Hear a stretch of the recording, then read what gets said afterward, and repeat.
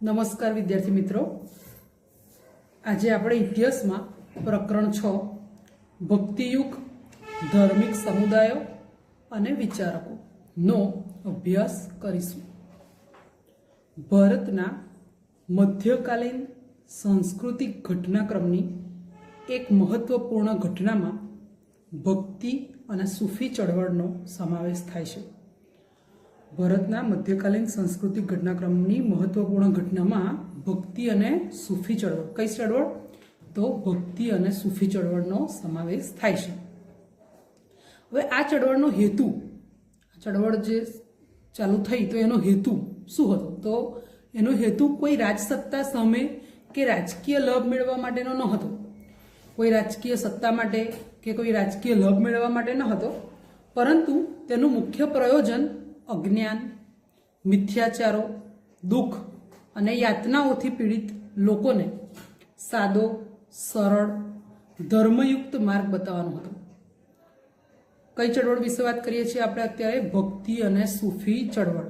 હવે આ જે ચળવળ છે એનો હેતુ કોઈ રાજકીય સત્તા કે રાજકીય લાભ મેળવવા માટેનો ન હતો, પરંતુ એનો મુખ્ય હેતુ, પ્રયોજન અજ્ઞાન, મિથ્યાચારો, દુઃખ અને યાતનાઓથી જે સમાજ આપણો હતો, પીડિત હતો, એ જે સમાજ હતો એમને સાદો, સરળ, ધર્મયુક્ત માર્ગ બતાવવાનો હતો. સંતોએ પોતાના જીવનમાં ચરિતાર્થ કરેલા ઉપદેશ જનતાને આપતા, તેથી તેનો ઊંડો પ્રભાવ પડતો. સંતો જે હતા એ પોતાના જીવનની અંદર જ એ ઉપદેશ ઉતારતા, પોતાના જીવનમાં જે ઉપદેશ ઉતારતા, એટલે લોકોને કહે તો લોકો પર એનો ઊંડો પ્રભાવ પડતો. આજે સૂફી ચળવળ આપણે જોઈ, ભક્તિ અને સૂફી ચળવળ, એનો ઉદ્ભવ અને વિકાસ કઈ રીતે થયો એ આપણે જોઈએ. ભારતના ઇતિહાસમાં ભક્તિ અને સૂફી આંદોલનનો ઉદ્ભવ અને વિકાસ થયો. ભારતના ઇતિહાસમાં ભક્તિ અને સૂફી આંદોલનનો ઉદ્ભવ અને વિકાસ થયો. તેના કારણે ધર્મમાં ઉચ્ચ નીચના ભેદભાવ જે હતા, માન્યતાઓ હતી, અંધશ્રદ્ધાઓ હતી, વિવિધ ધર્મની વાળાબંધીની અવગણના કરીને ભક્તિ માર્ગના દ્વાર બધા માટે ખોલી નાખ્યા. ભક્તિ અને સૂફી આંદોલને હિન્દુ મુસ્લિમ સાંસ્કૃતિક સમન્વયને જન્મ આપ્યો. આજે ભક્તિ અને સૂફી આંદોલનની જે ચળવળ હતી એના લીધે શું થયું? હિન્દુ મુસ્લિમ સાંસ્કૃતિક સમન્વયને જન્મ આપ્યો અને એક નવા જ યુગની શરૂઆત થઈ. મોટાભાગના જે સંતો હતા એ સગુણવાદી હતા. સગુણવાદી એટલે સારા ગુણો ધરાવતા હતા. તેઓ ઐક્યના હિમાયતી, ઐક્ય એટલે એકતાના હિમાયતી હતા. આ તમામ સંતો અને ફકીરો ધર્મ અને સંપ્રદાયની એકતામાં માનતા હતા. શેમાં માનતા હતા? ધર્મ અને સંપ્રદાયની એકતામાં માનતા હતા. સામાજિક સમાનતાના પક્ષકાર હતા. સમાજમાં જે ઊંચ નીચના ભેદભાવ હોય એની જગ્યાએ એ લોકો સામાજિક સમાનતાના પક્ષકાર હતા. તેમના મતે ઈશ્વર નિર્ગુણ, નિરાકાર અને અવર્ણનીય છે. આ બધા જે સંતો હતા એમના મતે ઈશ્વર કેવા છે? તો ભગવાન કેવા છે? તો નિર્ગુણ, નિરાકાર અને અવર્ણનીય છે. એ લોકો મૂર્તિ પૂજા અને ક્રિયાકાંડના વિરોધી હતા. આપણે મૂર્તિ પૂજા કરીએ છીએ, મૂર્તિની પૂજા કરીએ છીએ, એ અને ક્રિયાકાંડ, ધાર્મિક બધી વિધિઓ કરીએ છીએ, એના એ લોકો વિરોધી હતા. અને એમણે જે ઉપદેશ આપ્યો ને એ લોકોને સમજાય એવી સાદી ભાષામાં આપ્યો. લોકો સમજી શકે તેવી ભાષામાં સાહિત્ય અને પદોની રચના પણ કરી. લોકોની બોલાતી ભાષામાં રચાયેલા આ સાહિત્યો, પદોએ અને સરળ વાણીએ સમાજમાં ઐક્યવાદ પ્રસરાવ્યો.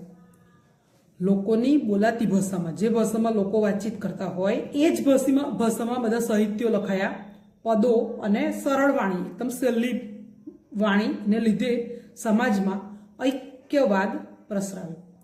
તેઓ કહેતા કે બધા ધર્મોનો સાર એક જ છે. આપણે કહીએ છીએ ને કે ભગવાન તો એક જ છે, ઈશ્વર એક જ છે. તો ઈશ્વર એક જ છે અને તે બધે વસેલો છે. દરેક જગ્યાએ ભગવાનનું એટલે કે ઈશ્વરનું અસ્તિત્વ છે અને ઈશ્વર એક જ છે. બધા ધર્મોનો સાર પણ એક જ છે, એવું એ લોકો કહેતા.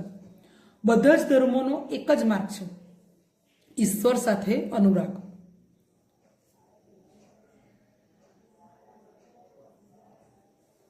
મુખ્ય સંતો અને તેમની વિચારધારા. શંકરાચાર્યએ દક્ષિણ ભારતમાં ધાર્મિક સુધારણાની પ્રવૃત્તિ 8મી સદીમાં શરૂ કરી.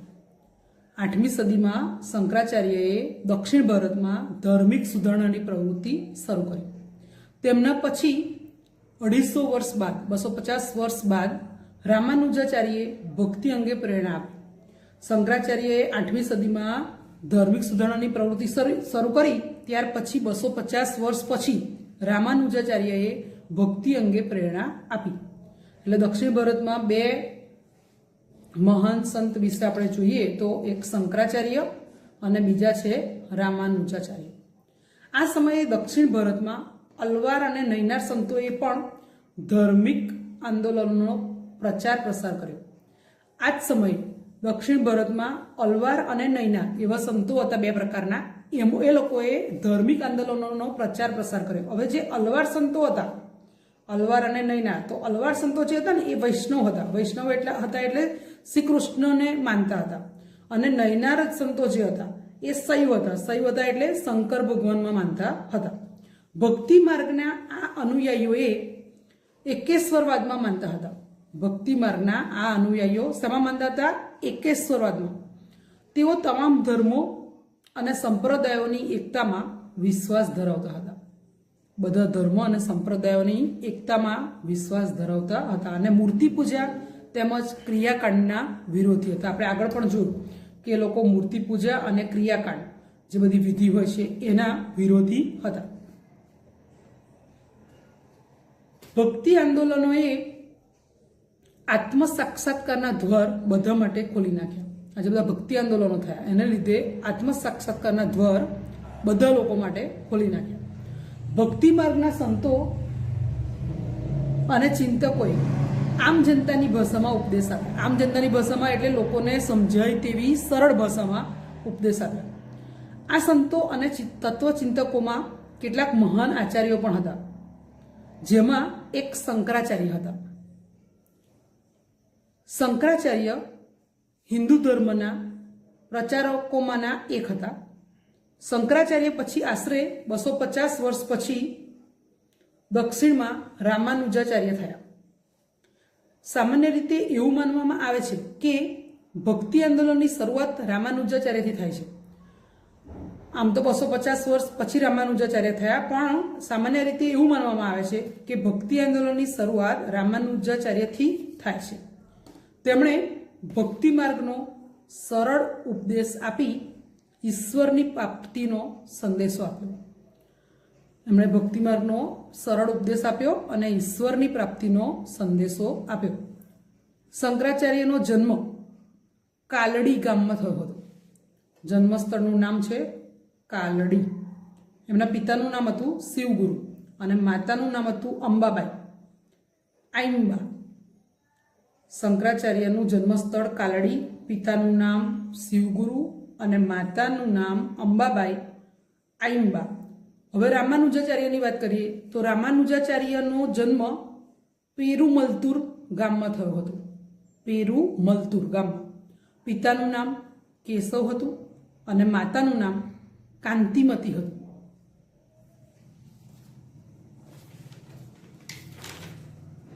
વિચારોનો પ્રશ્ન આપણે જોઈએ. આપણે ધર્માચાર્યો, ભક્તો, સંતો, ફકીરોનો આદરભાવ શા માટે કરીએ છીએ? જો આપણે કોઈ પણ ધર્મના આચાર્ય હોય, ભક્તો હોય, સંતો હોય, ફકીરો હોય, આ બધાને આપણે આદરભાવ આપીએ છીએ, એટલે માન આપીએ છીએ. તો કેમ આપીએ છીએ? તો એનું કારણ છે કે આપણા દેશમાં વર્ષોથી ઋષિમુનિઓ, ધર્માચાર્યો, સંતો, વિચારકો અને વિદ્વાનોએ ધાર્મિક અને સામાજિક ચેતના જગાવીને સમાજમાં આગવું સ્થાન પ્રાપ્ત કર્યું છે. તેથી એ બધાને આપણે સૌ આદરભાવ કરીએ છીએ. સમાજમાં એ બધા ગુરુનું પદ શોભવતા ધર્માચાર્યો, સંતો, ભક્તો, ફકીરો વગેરેએ સમાજને એક તાતડે બાંધવાનું કાર્ય કર્યું છે. તેમણે સામાજિક સમાનતાની વાતો કરી છે. તેઓ ધર્મ અને સંપ્રદાયોની એકતામાં માનતા હતા. તેમણે લોકભાષામાં ઉપદેશ આપીને બધા માટે ભક્તિ માર્ગ અને આત્મ સાક્ષાત્કારના દ્વાર ખોલી નાખ્યા છે. આજે પણ એ લોકો સમાજને સદાચાર અને સંસ્કારો આપવાનું કાર્ય કરી રહ્યા છે અને આથી જ આપણે તેમનો નતમસ્તક થઈને આદરભાવ કરીએ છીએ. બંગાળમાં જયદેવ અને ચૈતન્ય જેવા મહાન સંતો થઈ ગયા. ચૈતન્ય મહાપ્રભુએ કૃષ્ણ ભક્તિના ગીતો રચીને બંગાળમાં હરિબોલનો મંત્ર ગુંજતો કર્યો હતો એટલે લોકોના મુખ પર હરિબોલનો મંત્ર લોકો ગાતા એમ.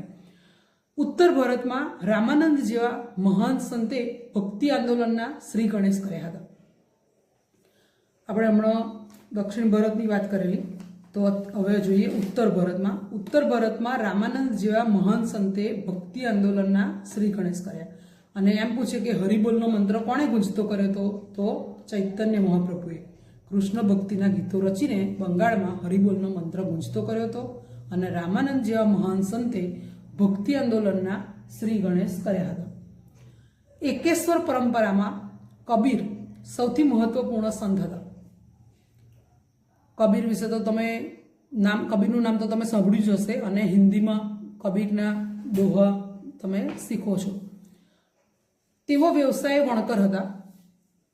બીજક તેમનો કવિતા સંગ્રહ છે. કબીર જે છે એ એકેશ્વર પરંપરામાં સૌથી મહત્વપૂર્ણ સંત હતા. વ્યવસાય એમનો વણકરનો હતો અને બીજક તેમનો કવિતા સંગ્રહ છે. શીખોના પવિત્ર ગ્રંથ, દરેક ધર્મનો પવિત્ર ગ્રંથ હોય છે, તો શીખ ધર્મનો પવિત્ર ગ્રંથ ગુરુ ગ્રંથ સાહેબ છે. એમાં એમની કવિતાઓનો સમાવેશ થાય છે. સંત રૈદાસ એમના ગુરુભાઈ હતા. કબીરના ગુરુભાઈ કોણ હતા? સંત રૈદાસ. તે પણ કબીરની જેમ ગૃહસ્થી અને નિગુણ શાખાના સંત હતા. કબીરની જેમ ગૃહસ્થી એટલે સંસારમાં રહીને જ પ્રભુ ભક્તિ થઈ શકે, એટલે સંસારનો ત્યાગ નતો કર્યો. ગૃહસ્થ અને નિગુણ શાખાના સંત હતા. એમનો એક દોહો છે, એના વિશે આપણે જોઈએ. સાધુ એસા ચાહીએ જૈસા સુપ સુભાય, સાર સાર કો ગહી રહે થોથા દે ઉડાય. આ દોહો તમે જુઓ તો હિન્દીમાં છે, બરાબર? તો સાધુ કેવો હોવો જોઈએ એના વિશે છે. તો સાધુ એસા ચાહીએ જૈસા સુપ સુભાય, सार सार को गही रहे थोथा दे उड़ाए. अनो अर्थ वो था कि इस संसार में ऐसे सज्जनों की जरूरत है जैसे अनाज सर्व करने वाला सूप होता है, जो सार्थक को बचा लेंगे और निरर्थक को उड़ा देंगे. जे सारी वस्तु छे एने ग्रहण करवानी छे अने जे खराब वस्तु छे एने फेंकी देवानी छे. गुरु नानक शीख धर्मना स्थापक हता. शीख धर्मना स्थापक कोण हता? गुरु नानक. तेओ निर्गुण शाखाना संत हता. एमना शिष्यो शीख कहेवाता. एमना जे शिष्यो हता ए शीख कहेवाता. गुरु ग्रंथ साहेब तेमनो पवित्र धर्मग्रंथ छे.